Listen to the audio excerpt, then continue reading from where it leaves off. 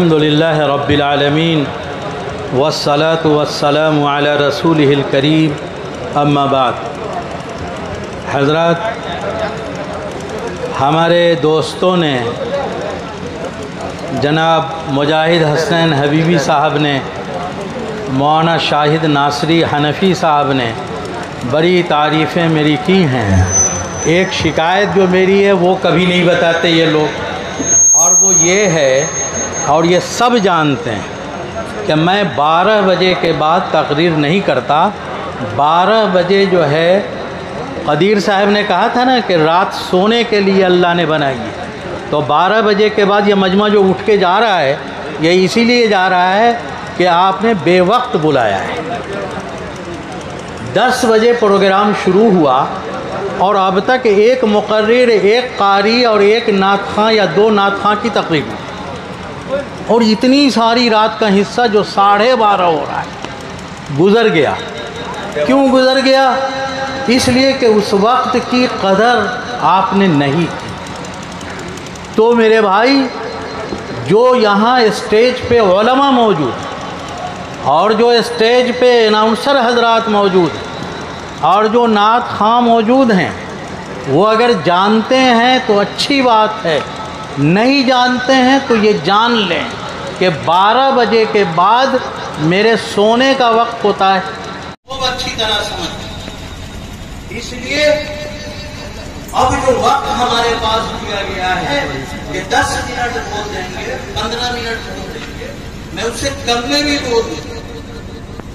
میں مبارکباد دیتا ہوں ان تمام لوگوں کو جنہوں نے اس مجلس کو سجایا، اور خنسا اسلامک اکیڈمی کے ذمہ دار کو، ان علماء کو جنہوں نے اس میں تعاون کیا، جو تشریف لائے، میں سب کو مبارکباد دیتا ہوں۔ جنہوں نے مقابلے میں حصہ لیا، جو کامیاب ہوئے اور جو کامیاب نہیں ہو سکے، سب مبارکباد کی مستحق۔ کیوں مبارکباد میں مستحق ہیں؟ اس لیے کہ وفی ذالک فلیتنافس متنافسون، یہ وہ کام ہے جس میں مقابلہ کرنا چاہیے۔ آپ کھیلوں کا مقابلہ کرتے ہیں، گانوں کا مقابلہ کرتے ہیں، ڈانس کا مقابلہ کرتے ہیں، شاعری کا مقابلہ کرتے ہیں، بیت بازی کا مقابلہ کرتے ہیں، اور پتہ بھی مقابلہ کرتے ہیں۔ اگر مقابلہ کرنا ہے تو قرآن کریم کی تلاوت کا مقابلہ، اور تلاوت کا مقابلہ ایسے ہی نہیں جانا، صحت کے ساتھ قرآن کریم کا صحت کے ساتھ پڑھنا، یہ ضروریات دین میں سے یہ لازم ہے۔ اللہ تعالیٰ نے فرمایا وَرَتِّلِ الْقُرْآنَ تَرْتِيلًا، قرآن کو ترتیل کے ساتھ پڑھا جائے۔ اگر قرآن کو ترتیل کے ساتھ نہیں پڑھا جائے اور تلاوت کتاب مخارج کی صحت کے ساتھ نہیں کیا جائے گا تو ایسا ممکن کہ پڑھنے والا گنہگار ہو جائے، ثواب ہو جائے۔ میں 2-3 مثالیں دے کر کے بات ختم کروں گا۔ آپ سب پڑھتے ہیں الحمدللہ رب العالمین، یہ سورہ فاتحہ ہے۔ الحمدللہ رب العالمین، یہ سورہ فاتحہ ہے۔ لیکن ہماری مائیں، ہماری بہنیں، ہمارے دادا، ہماری دادی، ہمارے نانا کس طرح قرآن پڑھتے ہیں؟ الحمدللہ رب العالمین۔ گھروں میں یہی پڑھا جا رہا ہے، ہمارے چچا یہی پڑھ رہے ہیں، ہمارے دادا یہی پڑھ رہے ہیں، ہماری بہنیں ایسی پڑھ رہی ہیں۔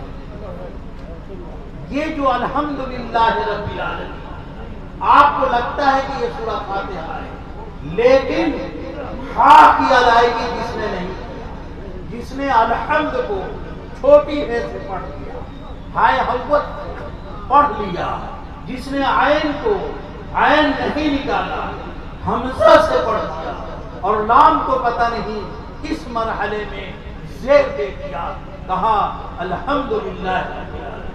لوگوں، یہ سورہ فاتحہ نہیں ہے، سورہ فاتحہ نہیں ہے۔ الحمدللہ رب العالمین کا ترجمہ یہ ہے کہ تمام تاریخ اس اللہ کے لیے جو تمام جہان کا پالنا ہے۔ لیکن جب آپ ہائے حوت سے پڑھتے ہیں، چھوٹی ہے سے پڑھتے ہیں، عین کے بجائے حمزہ سے پڑھتے ہیں، لام کو زیر دے دیتے ہیں، تو ترجمہ ہوتا ہے پھٹے پرانے کپڑے اس اللہ کے لیے جو تکلیف دینے والوں کا رب ہے۔ ایمانداری سے بتاؤ، کیا یہ قرآن ہے؟ کیا یہ سورہ فاتحہ ہے؟ لیکن ایسے ہی پڑھا جا رہا ہے، اور علماء کی بڑی تعداد کی موجودگی ہے۔ پورے اطمینان کے ساتھ کہتا ہوں کہ جو لوگ اس طرح قرآن پڑھتے ہیں نماز میں، تو فاحش اور فحش تبدیلی کی وجہ سے ان کی نمازیں بھی نہیں۔ اس لیے ایسے مقابلے، اسی سورہ میں ایک آیت ہے غیر المغضوب علیہم ولا الضالین، اے اللہ ہمارا حشر ان کے ساتھ مت کیجیو جن پر تیرا غضب نازل ہوا، اور جو گمراہ ہوئے ان پر مت کیجیو۔ ہمارے یہاں ضاد نہیں نکالا جاتا، دال سے پڑھتے ہیں ولا الضالین، اور کہیں کہیں تو جھگڑا بھی ہوتا ہے، اس کے لیے دال سے پڑھ رہے ہیں۔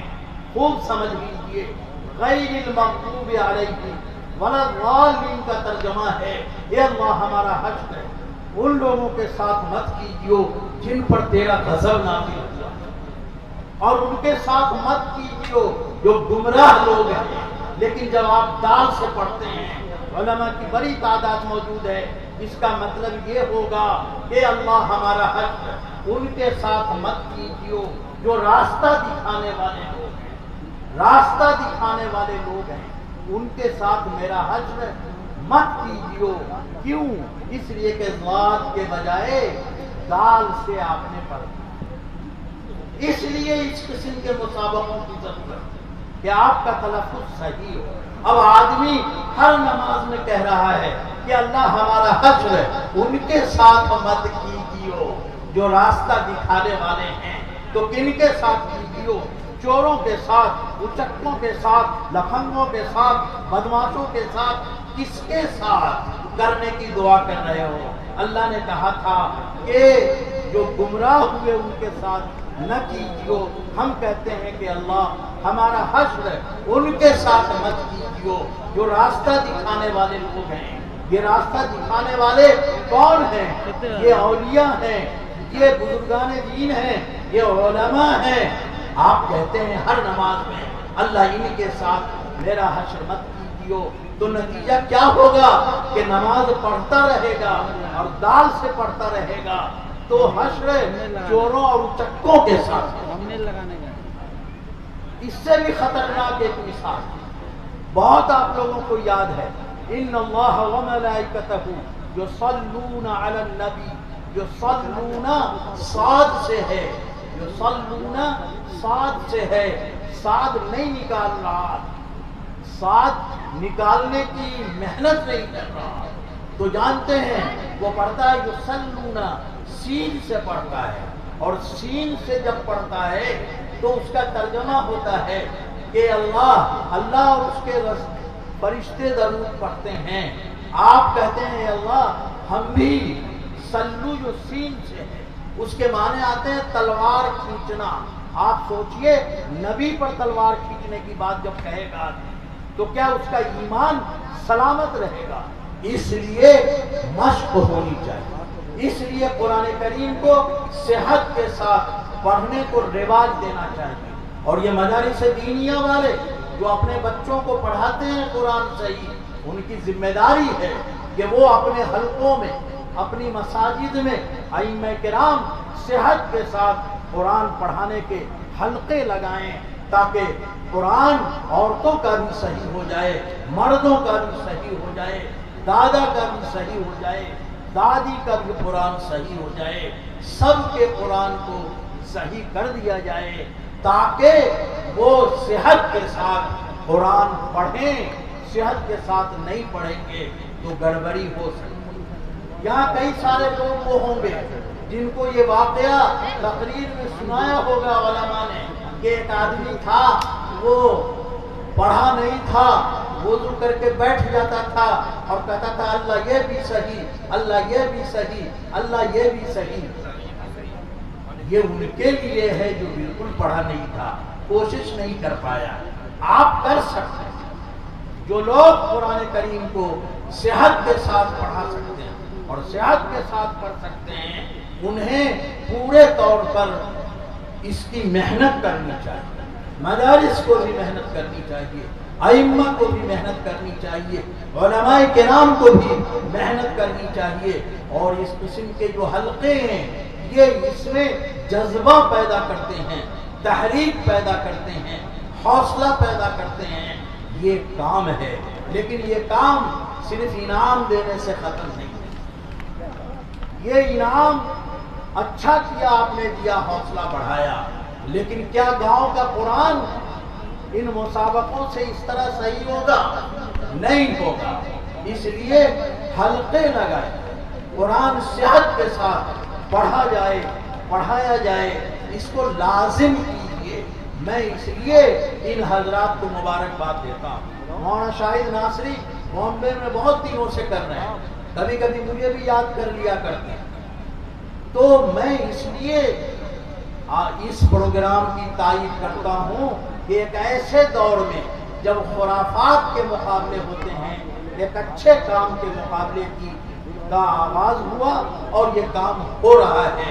اللہ تعالیٰ قاری صاحب کو، مدرسے اس خنسا اسلامک اکیڈمی کے ذمہ داروں کو اور پورے ان لوگوں کو جو آنا چاہتے تھے نہ آ سکے، ان کو جو عذر کی وجہ سے نہ آ سکے، ان تمام کو مبارکباد دیتا ہوں اور دعا کرتا ہوں کہ اللہ تعالیٰ یہ چمن ایسے ہی پھلتا پھولتا رہے اور اس خانوادے کو جس کے علم کی اور دین کی اشاعت کی اور تعلیم کی ترویج و اشاعت میں بڑا حصہ رہا ہے، حضرت قاری عمر صاحب رحمۃ اللہ علیہ اور پھر یہ قاری ظفر اللہ صاحب اور پھر ان کے صاحبزادگان، یہ سارے قرآن پڑھنے پڑھانے میں لگے ہوئے ہیں. اللہ تعالیٰ ان کو حوصلہ دے، ان کو توفیق عطا فرمائے کہ اس پورے علاقے میں تصحیح قرآن کے حلقے لگائیں اور قرآن کریم صحت کے ساتھ پڑھنے پڑھانے کا مزاج بنائیں. میں اخیر میں پھر ایک بار مبارکباد دے کر کے اپنی بات ختم کرتا ہوں. وآخر دعوانا ان الحمد للہ.